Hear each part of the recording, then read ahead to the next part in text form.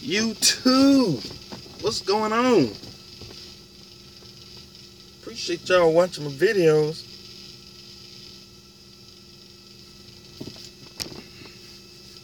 What's going on? Wait till a couple people get in here.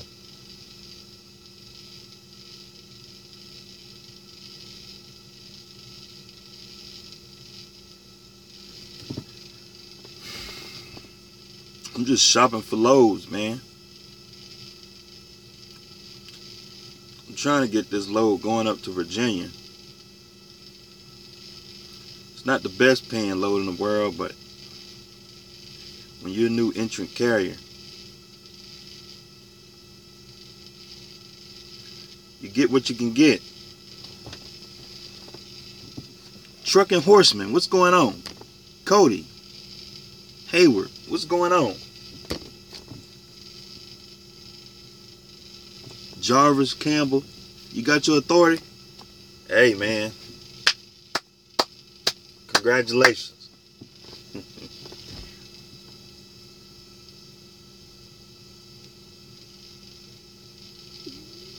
Congratulations.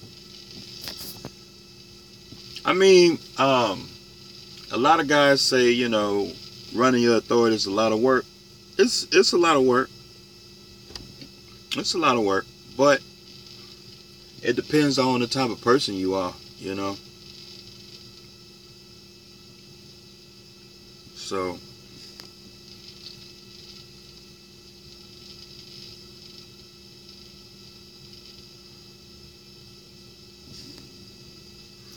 you like the content? I don't know why y'all like watching me, man. I just be running my mouth. Sitting up here running my mouth, man. But I'm just looking at loads, man. I'm just going through some of these loads.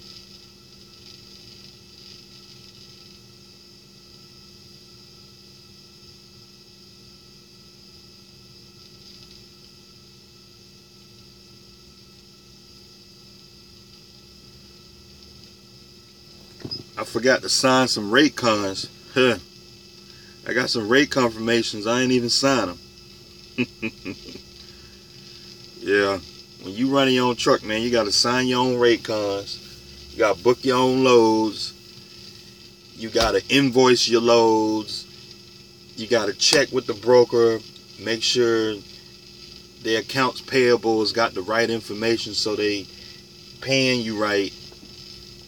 It's a lot of work.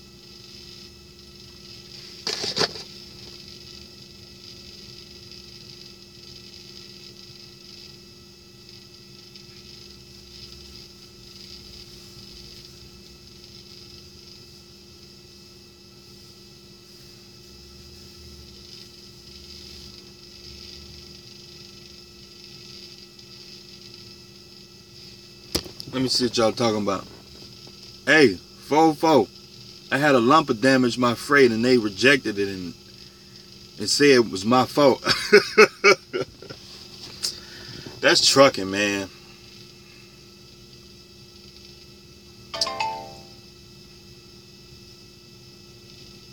Yeah,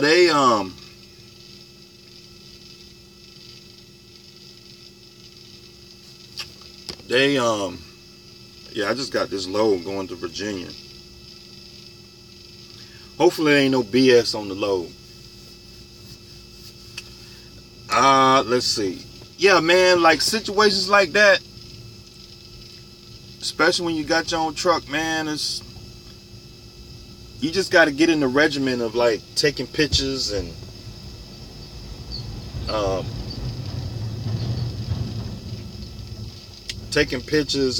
getting statements and like when you pick up the load, make note of like, okay, how they stage the freight on your trailer, and take pictures. And when you deliver the load, like, I know it's hard to do it all the time, but when they say it's your fault, it's got to be like some type of reasonable doubt. You know what I mean? Because they always going to say, oh, it's on the truck driver. They always do that. Because if you look at the bills of lading, the bill basically puts everything on the driver. You know, it's never the forklift driver fault. It's never the shipper fault. It's never the receiver fault. It's never the pallets. Like I had a load. It was a very heavy load. It was like 45,000. It was like some kind of flour or something like that. And it was these big bags of flour. Big old bags of flour, right? And they used these special pallets. And they were really, really strong pallets. All the freight on the trailer had the heavy duty pallets except one. And one of the pallets had like a cheaper, lower grade type of pallet. That pallet was crushed by the freight. Now, it was an Uber Freight load, and that's why I like pulling Uber Freight, because they cool. They take care of their business. But I took pictures of the damage, and the manager at the receiver, they wasn't trying to say it was my fault, but they pretty much put it on the shipper because they knew that they put that freight on the wrong type of pallet. It's not my fault. I didn't put the freight on the pallet. So, stuff like that, man, some of it is just common sense. It's like, for them to say it's your fault, like, okay, when you picked up the load, was it shrink wrap properly? Because some of the freight, some of these places you pick up a load, they just put on one layer of shrink wrap, and that's it. You know? And like, did you put straps on the trailer?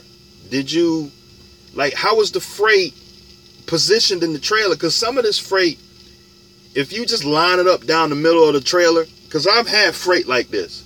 I've had like pallets of like water or soda or something like that. They just line the pallets down the middle of the doggone trailer.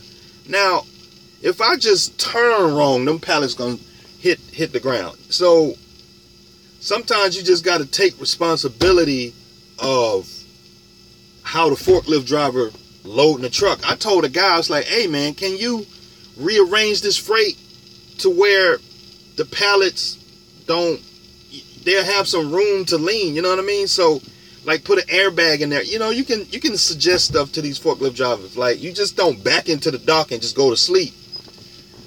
That's your truck.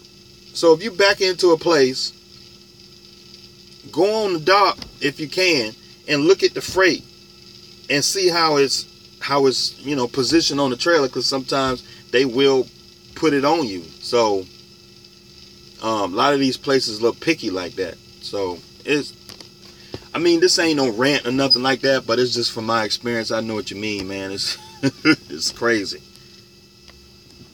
It is crazy. You're one of the people that are doing something. Yeah, man, I'm just trying to do what I can, man. I'm just tired of this business. I'm tired of this. I'm just tired of dealing with the BS in this business. And most of the BS in this business comes from working for big mega companies. Like this business is a fun business if you let it. This business is fun, man. It's like, but most of the fun get taken away because you pulling for a big mega carrier that's aggravating the crap out of you with a whole lot of BS. It's all BS. It's like, the only people I got to deal with is the DOT and a broker, and that's it. I don't have to deal with like 3, 4, 5 different people. I don't have to deal with a safety manager. I don't have to deal with somebody bugging me about some crap on my log book and all of this, and oh, why you ain't do this and why you did that, and this, somebody bugging you about something. Oh, you did a hard break in the vent. Oh, this and that, and you know, something going on with your payroll. They ain't pay you for a load. And like when I at Traveloco, I have to resend my bills I don't know how many times, man. and they want you to use this app, right? They want you to use the Traveloka app, and their app doesn't work. It works maybe 50% of the time. And like, I have to resend my bills like 2, 3, 4 times. That gets annoying. It's nothing against Traveloka. Traveloka is fine. But after dealing, like when you with a Snyder and just when you got a middleman in between, they taking your money, they charging you a whole bunch of fees that it don't make no sense for you to be charging me all these extra fees on top of the money that you taking out of my pay. Okay, if you leased onto a carrier, they taking 10, 15%. They taking 10, 15% on top of the other fees that they charging you.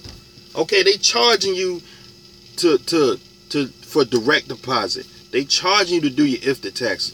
They charging you extra for insurance. They charging you for this. They charging you for that. And it's just like, once you done looked at it, you done gave these people all this money for nothing. And you doing all the work. So, this ain't a bash for Traveloka. I'm not bashing Traveloka. But this is more like a, my vendetta against. I feel like I can do it better than they can. That's how I feel about it. I feel like I can do it better than they can. So, that's just me being a jerk. I'm a jerk, man. I feel like I'm better than everybody. That's just my attitude. So, like, I feel like I can run Traveloka better than him. I feel like I can run a Snyder. I feel like I can run a JB Hunt better than, So I'm trying to build my own. So, God willing, I get my 1,000 truck fleet. I mean, I just feel like I can do it better, man. Like, I feel like I can treat drivers better. I feel like I can listen to drivers better. Like, drivers, we just want to be heard, man. We just want to be heard. That's all we want. You get onto these companies, they don't want to hear nothing you got to say. All they want is you to run the freight. They just want you to run the freight. Shut up and run the freight. Anytime you got something to say, they don't care what you got to say. They just want you to run that freight. Shut up and run that freight. If you come into the office and complain about something, if you come into the office and have a resolve or want to talk to somebody about something, they don't care. These big companies, they don't care, man. So all they care is about you running the freight and shutting up. And, no. I want to be a partner. I want to be considered a businessman. I want to be considered somebody with some value. Not a damn steering wheel holder, man. That after about 10, 11 years in this business, I just get tired of it, So it's just like, I feel like I can do it better. That's just my whole attitude about it. So a lot of people have different reasons for getting their authority. It could be money, their vendetta against the industry, or their hate for a company or something like that. Whatever. It's all reasons, but that's just my reasons, Take a pic when you get loaded.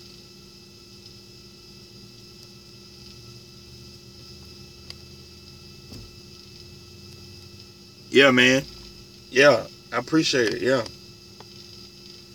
And having your own authority, I assume that is about forming good habits. Yeah, you gotta have some good habits. Yeah, because I don't have no safety manager, so every night I have to go through my logs and make sure I got everything down. Make sure I did my pre-trip, okay? Make sure I logged my fuel stop right, okay?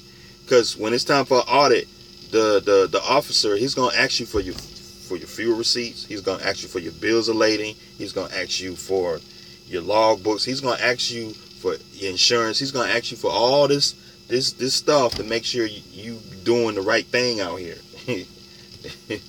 You think you got your own authority? You just gonna get out here and do whatever you want? No. It don't work like that.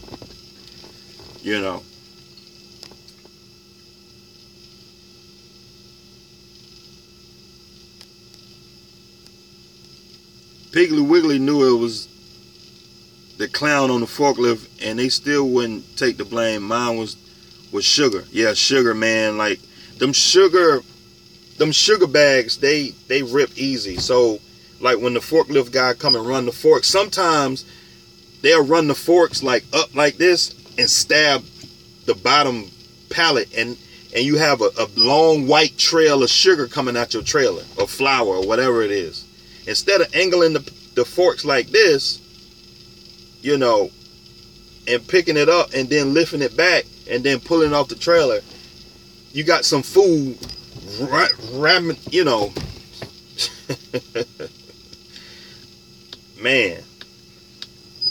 But yeah, man. I'm in Macon, Georgia right now. I'm in Macon, man.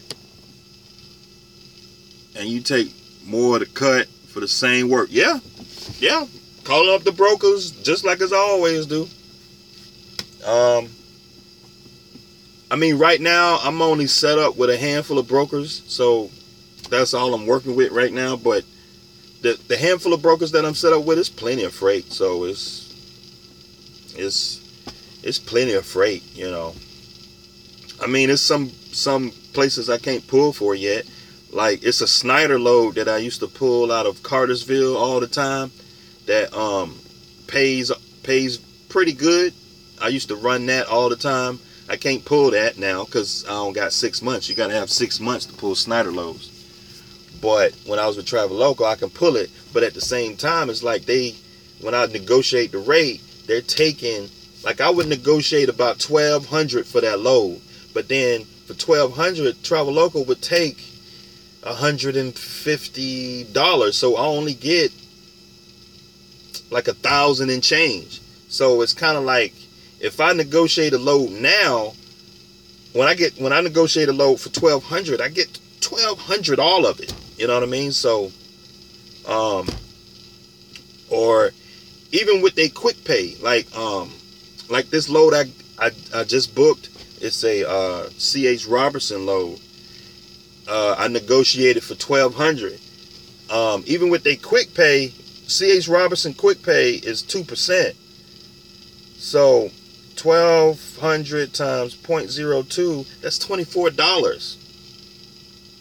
It's $24. 1,200 minus 24, I still get $1,176. You know what I mean? Like with Travel Local, I would get 1,200 times 12%. That's $144 minus 100. Yeah, I would get I get $1,050, which is all right, but $150 is $150. I mean, for you to be taking $150 for what? It just don't. It don't make sense to me, but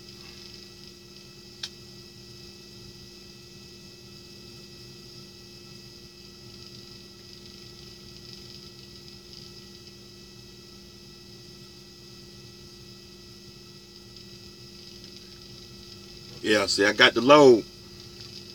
C.H. Robertson load.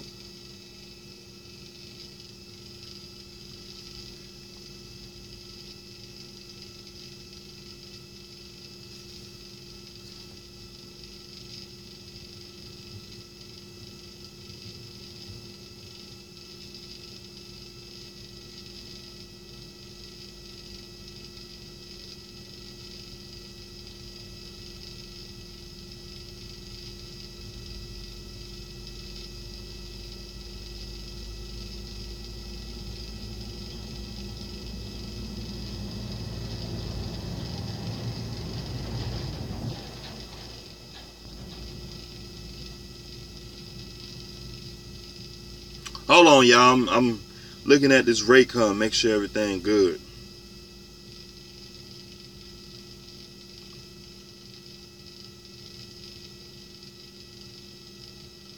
Okay, the money good.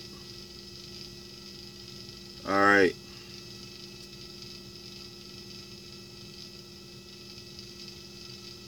Got to make sure the money good.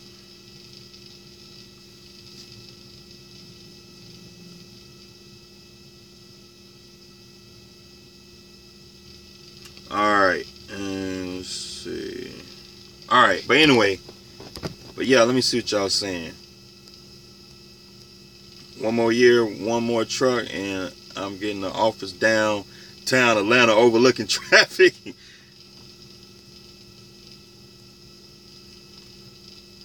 I mean, to tell you the truth, man, the business model that Eddie's got, I think that's a good business model for a small company.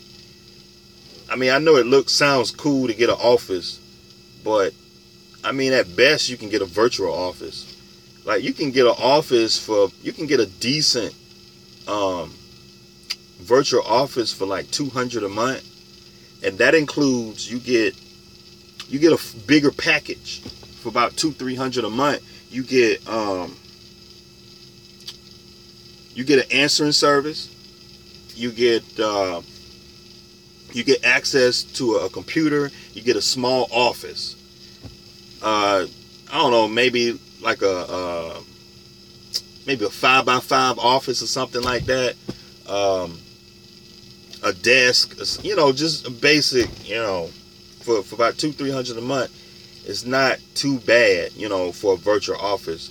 To get a full-on suite downtown, you'd be looking at $5,000 a month. I mean, that it just don't make business sense for you to be spending that kind of money, especially in trucking. It's a mobile business. You can run a trucking company out of your house. You know what I'm saying? So you really don't.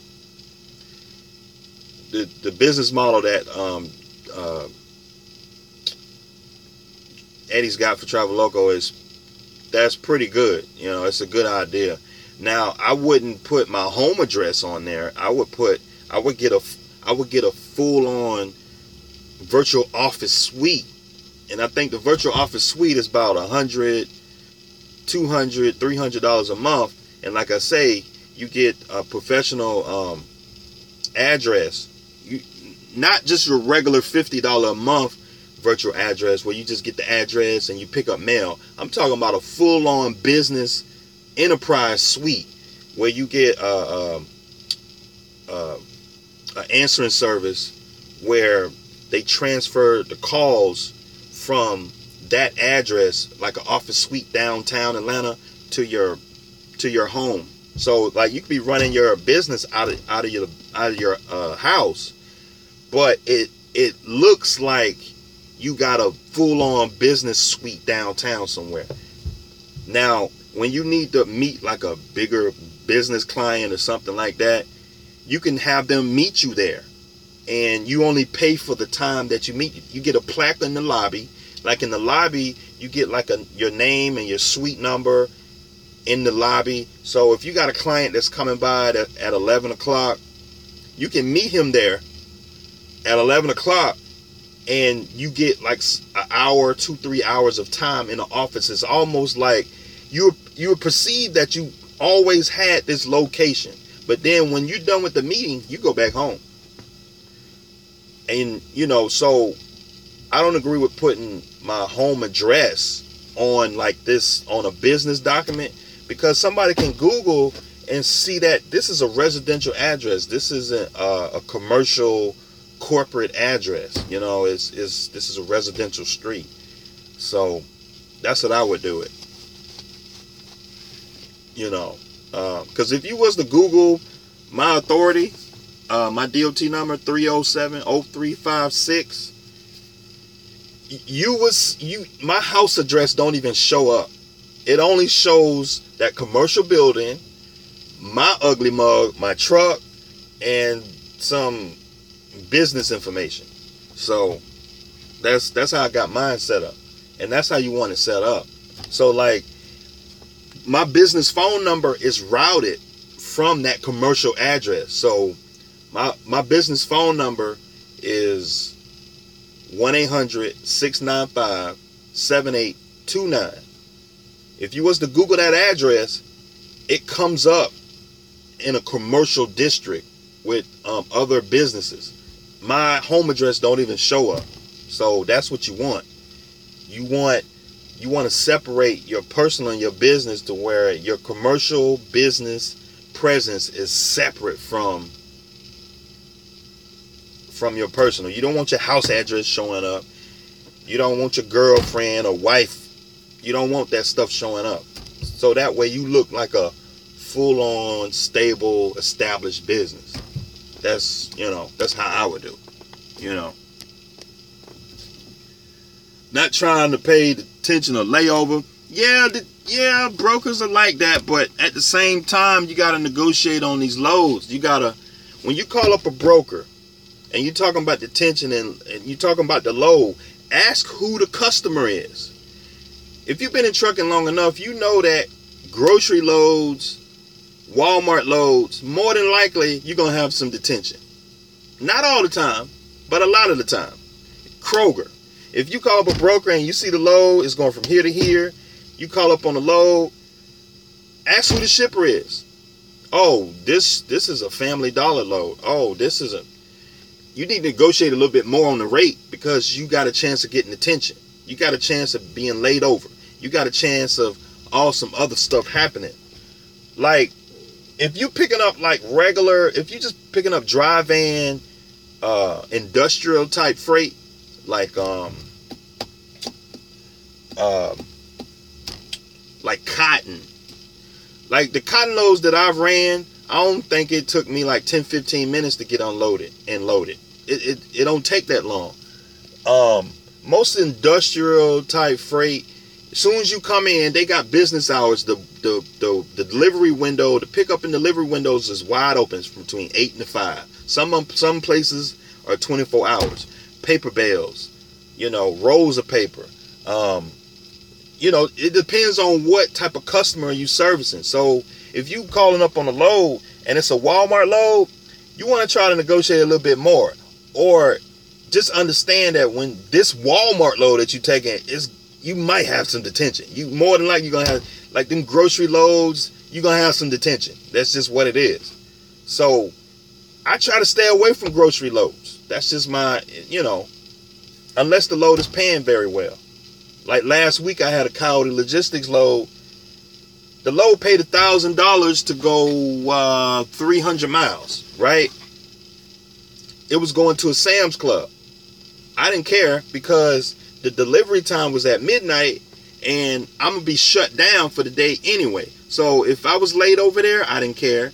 If I was had some detention, I didn't care because I'm going to be shut down. So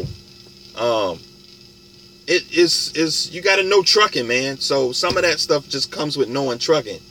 So in an event that you do have some detention, try to run for brokers that do pay. Like I know Coyote Logistics, within good reason, Coyote Logistics, they gonna pay their detention. As long as you note the bills and you doing everything what they supposed to do, you gonna get paid.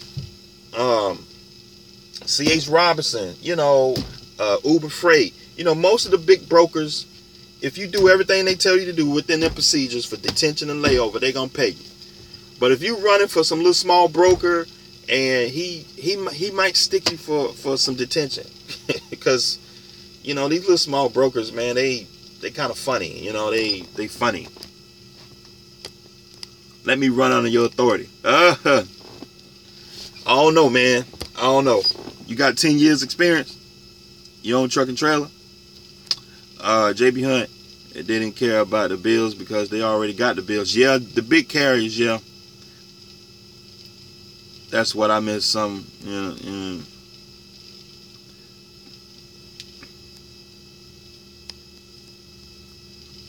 Big Face, what's going on? 444, maybe it's your time to be in the office and get off the wheel. Yeah, I'm working on it, man. We working on it. I'm all making. 444, how much money can you bring home when you're running? I was home every weekend with Traveloka. I do the same thing I'm doing now. I mean, well, how much money can you bring home? You could probably bring home, depending on your expenses, you could probably bring home about $2,500 to $3,000 a week. I say 2 to 3, 2,000 to 3,000 a week, depending on which loads that you're running. You just can't book any loads. You gotta run it like a business. You gotta book loads based on profit. So this is kind of like what I do. This is kind of what I do. When I'm looking at a handful of loads and I don't know which load to take, this is what I do. I know my base expenses to move this truck is about $300 a day. Just to sit here is going to cost me $300 a day, right? So I would say I would look at a load and I would calculate how much it costs to run that load. Okay, so say if I see 3 loads in front of me, it's a load that paying $1,000, another load paying $700, another load paying $500, right? The $500 load going 100 miles. The $700 load it's going 200 miles. The $1,000 load is going 400 miles. So what I would do is I would do 400 divide my truck gets about 7 to 8 miles to the gallon. On the low end, it's about 7 miles to the gallon. So I would do 400 miles divided by 7 miles to the gallon, which is 57.14 gallons. The average fuel price out here is about $2.60, $2.79 a gallon. So I would do $2.69 a gallon, which would cost me $153 to pull that load in fuel. $153. Okay, so then I would turn around and add my daily rate, which is $300 for the day, which is going to cost me $453 to run that 400-mile load. So if the load is paying $1,000 minus $453, I would make $547 profit on that load. So I would write that down. I would say, okay, $547 in profit on that load. So that other load that's paying $700 is going 200 miles. Okay, the 200-mile load is going to cost me 200 divided by 7 miles to the gallon, which is 28.57 gallons. So 28.57 gallons. The average fuel price out here is about $2.69. It's gonna cost me $76.85 to run that load. So I'm gonna do $76.85. How much the load paid? $700 minus $76.85 minus my $300 daily. So I'm gonna make $323 profit on that load. All right, the load that's paying $500 to go 100 miles. Okay, $500 to go 100 miles. So 100 miles divided by 7. It's gonna cost me, divided by 7. I'm gonna burn 14 gallons of fuel. So I'm gonna do $2.69 for some fuel. So it's going to cost me $38.42 to run that load. So I'm going to do 700 minus my daily rate of 300 for just sitting here, minus the $38 for fuel. So I'm going to make $362 in profit. So between those loads, that $500 load isn't too bad, depending on how you negotiate. If you can get $600 for that 100-mile load, ain't too bad. Sometimes you can get, I've gotten $1,000 to go 100 miles a few times. You don't get them all the time, but I've gotten that. So the profit on a $500 load that's going 100 miles is pretty good.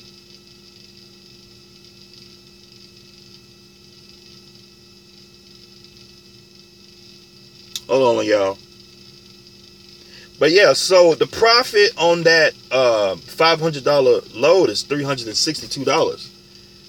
You know, depending on when it delivers, when it picks up, you could probably deliver that load in the same day. Sometimes. The load that goes 200 miles, that's paying $700, you're only making $323 in profit. The load that's paying $1,000, going 400 miles, you're making $547 profit. So that's how I would deal with, like, looking at a bunch of loads and trying to decide which loads to take. So sometimes I'm feeling lazy and I want to go for profit. I would take a short load that you profiting more, but driving a truck less, but you profiting more. You're not moving the truck. You're not doing all this.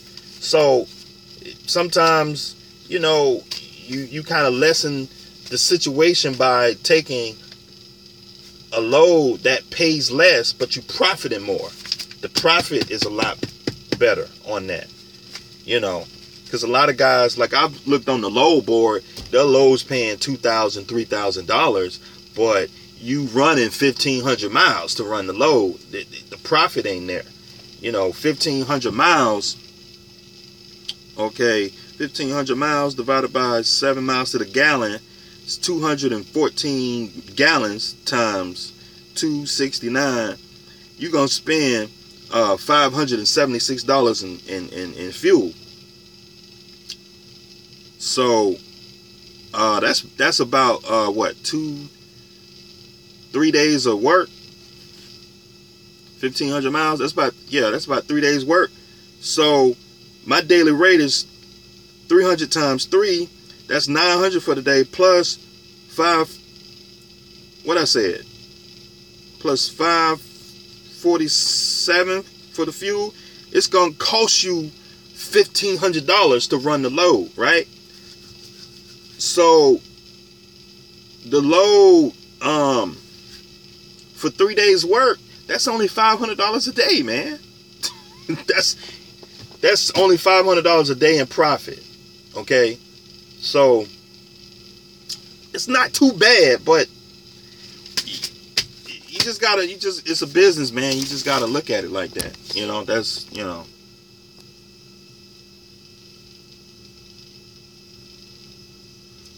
C.H. Robinson, they average. They ain't the best paying load. You know, when you a new entrant carrier, you really can't expect much. You way out there in Oregon. What you doing out there in Oregon, man? After having your authority for 6 months, will you be able to pull off? Generally, I would say after about 6 months, you'll probably be able to pull, I'd say 75% of the freight out here. I say after 6 months.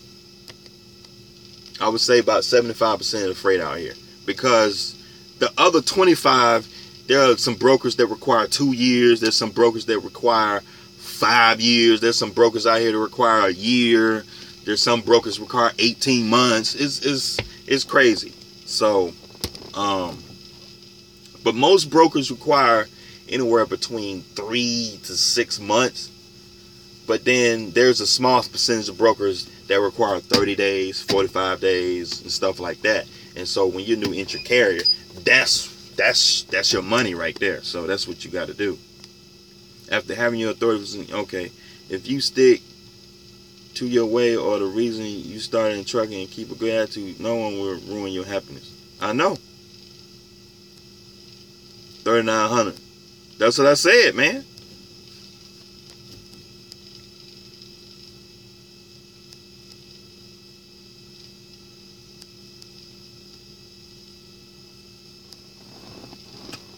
It is advisable to pay off your truck if you can.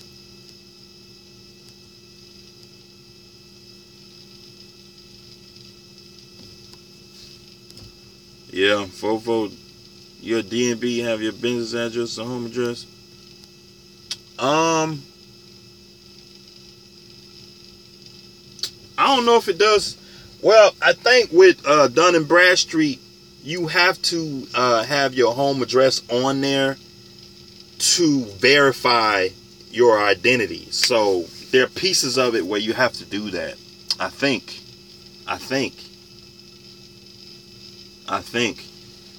Because you can't have a virtual address. You can have your virtual address on Dun and Bradstreet, but that's the principal address. But then Dun and Bradstreet gonna come back and say they need to verify some stuff. So it has to match up what your ID says and what your birth certificate. You know, a whole lot of record stuff that's in like public record type stuff. That y'all know what I'm talking about. Registration and the credit report, you know, stuff like that.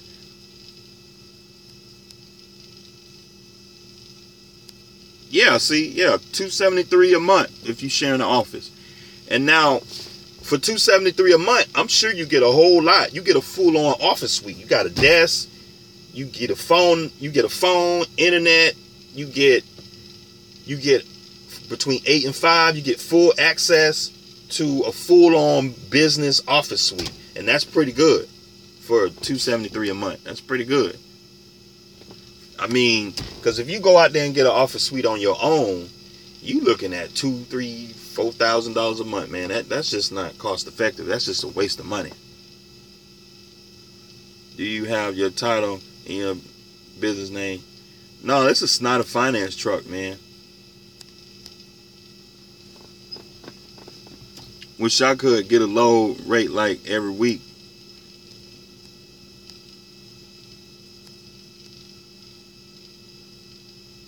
Didn't have it all the time, but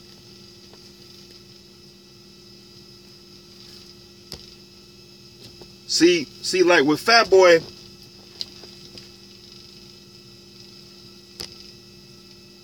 you know, yeah, Fat Boy, man, that's a good rate, man. It's based on profit.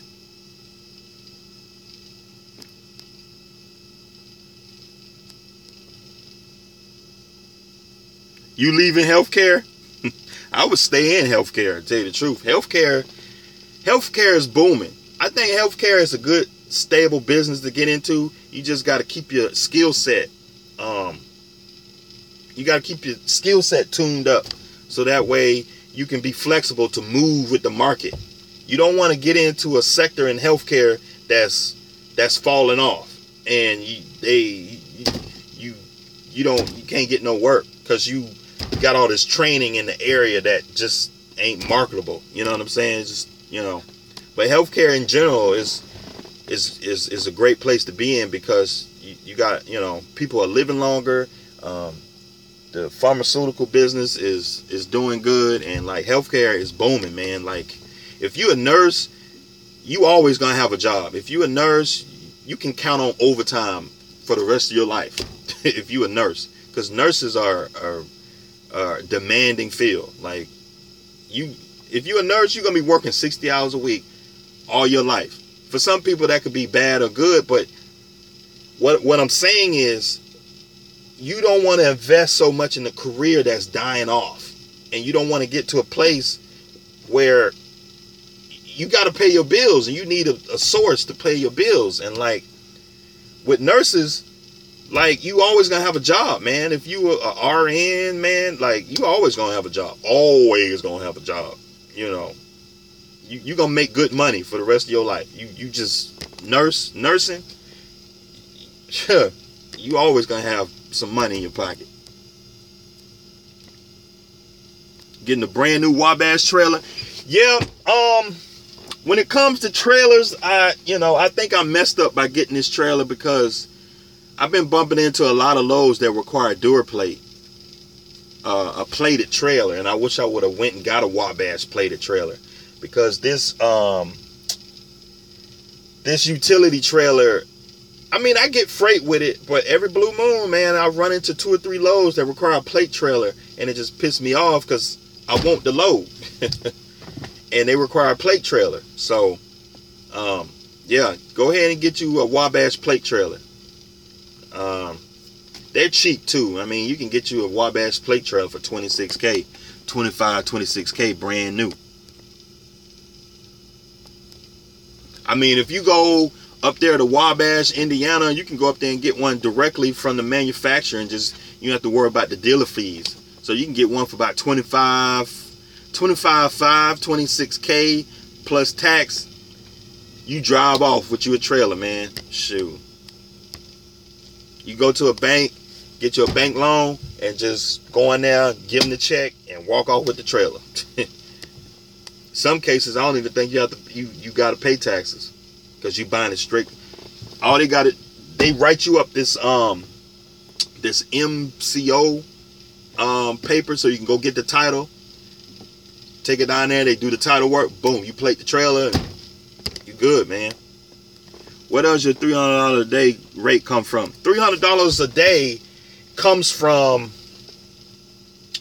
a number that I come up with. It's just a baseline. It's not something exact, but the $300 rate is just a baseline from my expenses. So with my truck note, trailer note, insurance, daily expenses that I need just to live is $300 a day. You know, so, you know, I say about, I probably got about, let's see, 7 plus 165 plus 250. I probably got about $1,000 a week in expenses. Truck and trailer, insurance, you know, truck and trailer, insurance, food, cell phone, you know, some basic expenses that I include in there just to live, right? So I do $1,000 divided. I like to work 5 days. So I like to work 5 days. So I base that on a 5-day work week. So it comes out to around about $300 a day. So at minimum, to break even, which is easy as hell, at minimum to break even, I have to make at least $300 a day. At least $300 a day. Which, if you book the shittiest load on the board, you can make $300 a day. So, that's where that number comes from. So that's just my number. You can find up some calculation with the numbers that you come up with, but that's the number that I use. It allows me, it's a factoring number that I use to, I don't know, to base profit on. So, like I say, if I do $300 a day, if I see a load that's paying $1,200, right?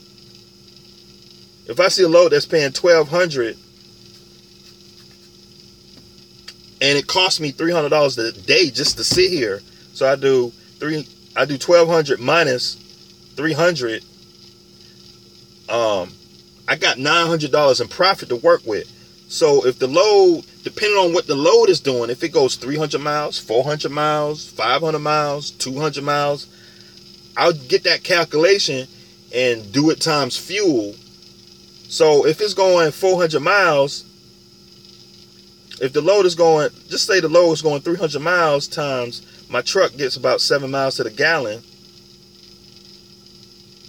divide 7 miles to the gallon, that's 42 gallons my truck is burning times 269. It's going to cost me $115 to run that load. 115 plus the 300 plus the 115, it's going to cost me $415 to run that load. So I'm going to do 1,200 minus 415. So I'm gonna roughly make about $785 on the load. It's just a baseline, something to gauge. So so if I'm looking at this load, and then if I look at another load, if I look at 2-3 other loads, and the profit is 800, or if the profit is 900, it's just like the cap rate. If any of y'all in real estate, it's just like, look, that's what the cap rate is. Like the cap rate in real estate, it's just a number used to see how much profit that a person is making on an asset. So it's the same thing that I use it. So it's just like, I just use 300. 300 is a number that I use. So if the load is paying $1,500, I take off my 300, and then I put in the fuel. And then if I'm burning $150 in fuel, that's gonna tell me I'm gonna make this much profit. So if I put two loads next to each other, I'm making $700 on this load, $600 on this load, $800 on this load. Well, I'm gonna do the load that's where I'm gonna make $800 in profit. So it's a real number that I can see. So it tells me what I need to do. as far as business is concerned. It's a data situation. It's just a tool that I use to tell me what to do. So if I'm looking at a load and I'm making $300 in profit, I'm not gonna run that load. But if I see a load over here, I'm gonna make $800 in profit. I'm gonna take that load. If the load's giving me $600 in profit, I'm gonna take that load. So, but you don't know that until you put it in the calculator. You got to put it in the calculator. So it's like, okay, once you start calculating, it'll tell you what to do. It's like, okay, I'm going to take that load right there because I'm going to make the most profit. 844, I'm coming down to Savannah. If you want to meet and lunch. Oh, yeah? All right, man. Send me your phone number, man. My email is jhtrucking45@gmail.com. So, bro, doesn't Jeff lease his trailer?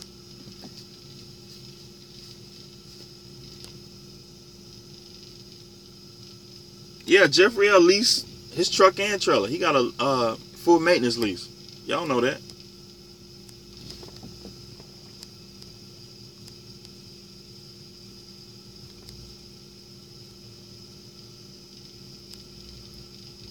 Is it in the budget to own another trailer?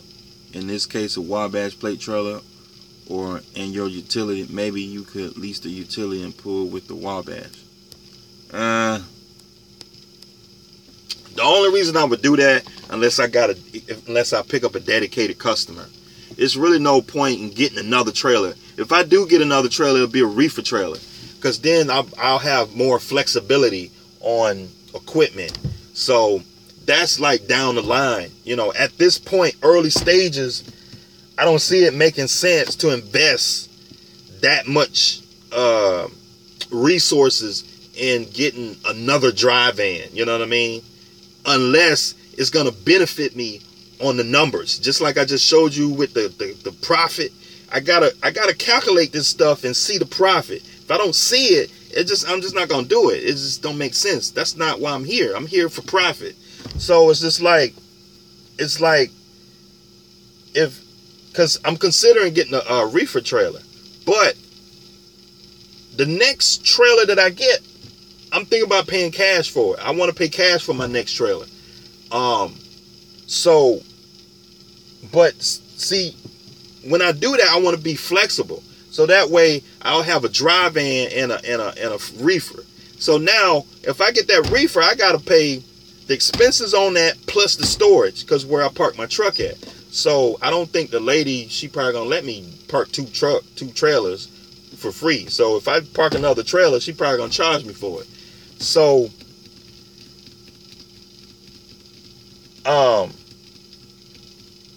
yeah, I gotta see the work for it to make sense. You know what I'm saying? I gotta for me to get another trailer, I gotta have a dedicated lane for that. For it. Like if I get a dedicated customer and they require me to drop a trailer for a certain amount of time and they paying real good, the rate that I'm getting the contract is real good, and okay, I'll invest that money into another trailer because I'm getting a customer and the profit is that better. You know what I'm saying? And it makes sense to get another piece of equipment. So then I'll do that. But just to be saying it, that it just don't make sense.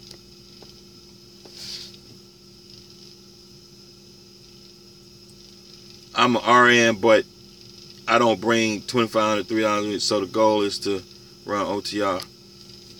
Well, it's not. See, the thing is with trucking, man, like, you don't make $2,500 to $3,000 a week every week, okay?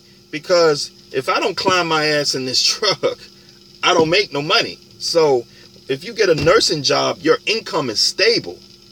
Because if you're a nurse, RN or whatever, I mean, if you're an RN, you're making $100K a year anyway. You up 80, 90, 120. RNs make good money, man. But in the course of a 20-year career, the income for RN nurse would probably like go up like this. But with a truck driver, it's like this here over 20-year career. Because truck drivers, we're susceptible to market swings. Because the freight that we pull in, the rates in the market, it go up and down, up and down. You know what I mean? So 1 week on a year-to-year basis, your profit, your income statement may not reflect pure profit or increase every year. So if you're a nurse or whatever, you W-2 nurse, like your income would be like that. You know what I mean? But with a truck driver, it'll be like this. It'll be zigzag. So it's not a clear cut upside. You won't, like with stable jobs like Medicare, government type jobs, you got the upside is a steady upside. It's kind of like an index fund, like an index fund or a bond, a municipal bond or something like that. Those are steady, slow dinosaur type of investments. But if you're talking about a tech, fund, they're aggressive. They go up and down, heavy swings. They got upside, downside. You know what I mean? So, I know a lot of people look at the $3,000 a week, but you ain't gonna always make $3,000 a week. Production, thanks Wills the Well. Read good things about that engine. What's good? I'm getting another truck. Want to get one with a pretty good engine in it. I would say you can't go wrong with a Detroit and a Cummins. You can't go wrong with a Detroit and a Cummins. So, even if you can find a Cat, man, if you can find a Cat, them Cat motors are strong. Them some good motors. They're expensive to maintenance, but,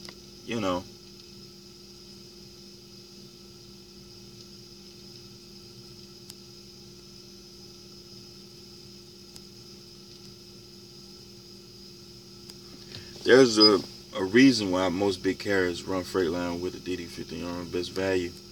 Insurance on reefer is high. Yeah. Very high risk of claims. Yeah.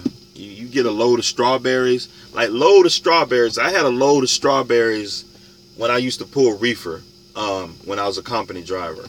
And them things used to tip over all the time. Strawberries, blueberries,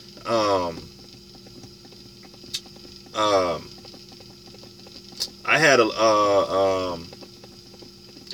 I'm trying to think and remember. This has been a long time. I used to pull some bread, King's Hawaiian bread. I had a load of King's Hawaiian bread tipped over on me one time. I had some avocados tipped over on me one time. Now I was a company driver, so them reefer loads, I don't know. They pay well, but they pay good because beef. I never hauled no beef. I never hauled beef. I pulled a load of chicken one time. But yeah, man, Did you ever have to evict your tenant? No, I didn't evict her. She came through, man. She came through with the rent, and she came through. She was a month behind on her rent, but she paid this month's rent and the last month rent. So she dropped $1,700 in my lap. And see, that's another thing right there. Get into some real estate, man. Shoot, she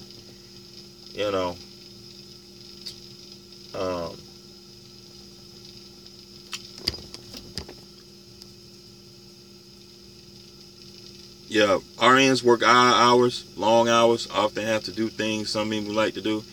Yeah, but job is a job, man. Job is a job, it's a job. But yeah, man, I gotta go and pick up this load.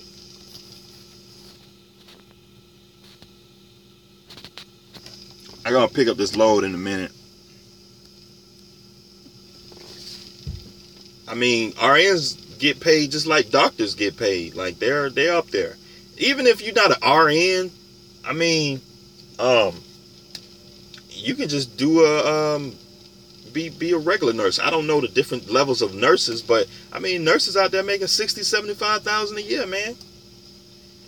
you can always count on a job. Your job ain't being outsourced. You don't have to worry about technology taking over your job and a robot taking your job. You know what I mean? Like, and if you wasn't born into wealth and you just gotta work like everybody else, gotta go get up in the morning and go to work for your money. If you gotta get up every morning and work just like everybody else,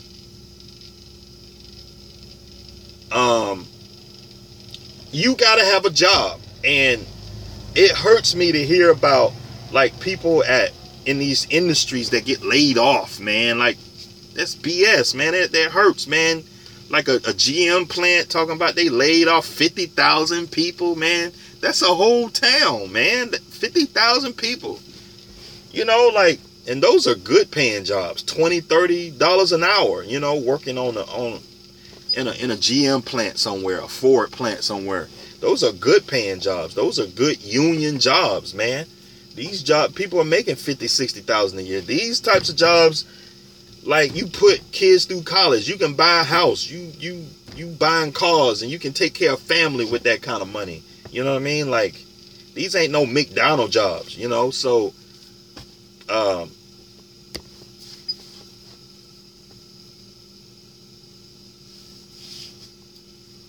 yeah, registered nurses, yeah, you gotta have a bachelor's degree. But I would tell somebody to be a registered nurse, because to get a bachelor's, you making the same amount of money, you get the right prescriptions, you get the same authority as a doctor, okay? Without all the education and student loans. You know, you making the same money as a doctor. You might make just a little bit less money than a doctor, but registered nurses, you get the best bang for your buck.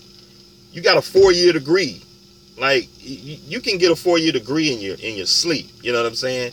Compared to doing a 4-year grad school and then going to getting your PhD and, you know, getting your doctorate. You're looking at 16 years of education. Then you got to do residency. RN, you just come out, you do a couple years, you move on up, boom, you know, and you apply for the board. I don't know nothing about RNs, but to me it just seems like a better return on investment. So that's what it just, you know, seemed to me. Just like getting your CDL, man. You can go to truck driving school, get your CDL. 30 to 60 days, you could be working, making 40, 50K a year, man. Like, in 2 years, you can get your own truck and trailer. You can get up to 100. You know what I'm saying? So that to me is a better return on investment than going to get a degree in art, going to get a degree in something that's not going to return. You got to go and get student loans. You got to go and borrow money to get into this job to where you only making 50K a year. It just don't make sense. Don't make sense. New house, what's going on?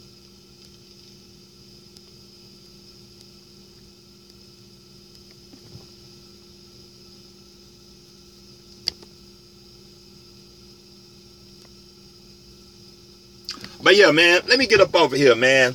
I just wanted to check in with y'all, man. I got my own authority and running loads, and we just doing the best we can, man. We just, you know.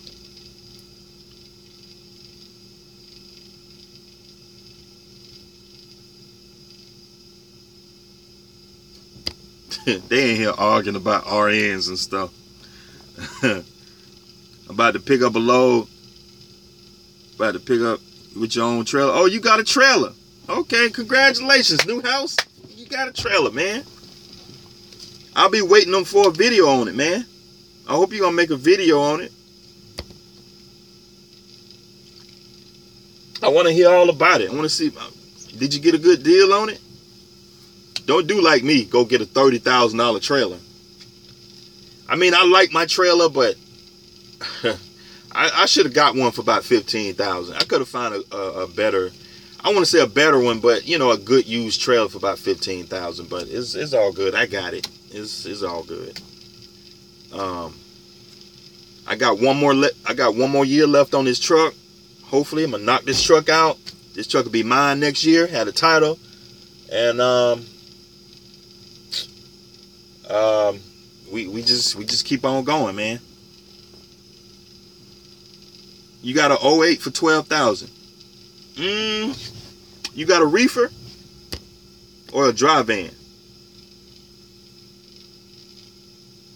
Oh, you bought a used night trailer. Okay. Yeah, that's a plate trailer. That's good. Yeah, you got a used plate trailer. Okay. I'm jealous, man. I ain't gonna lie, I'm jealous. I wish I would have went and got a used trailer. Cause, like, generally, you want to get a decent trailer, but you don't want to get a shitty trailer. You know what I mean? So, you trying to find a middle of the road. I mean, shopping for trailers is a lot of work. That's why I went ahead and got a new one. It just came to the point where I got tired. Because every time I seen a trailer, I call up on it. And, oh, we just sold it. We just sold it. I was like, damn. You know, every time I see a trailer on Craigslist, truck paper or something, and I see a trailer, I was like, okay, I call up on it and be like, hey, I'm calling about this trailer. Y'all want $15,000 for? Oh, man, we just sold it. Damn. Oh, man, we just sold it.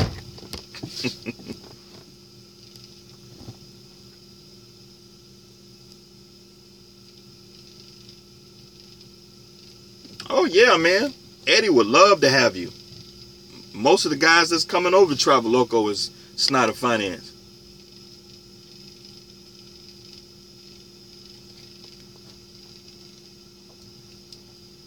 But yeah, man, let me get up off of here, man. I gotta go and get this load. Hey, I appreciate y'all watching my videos, man. I'll see y'all next time.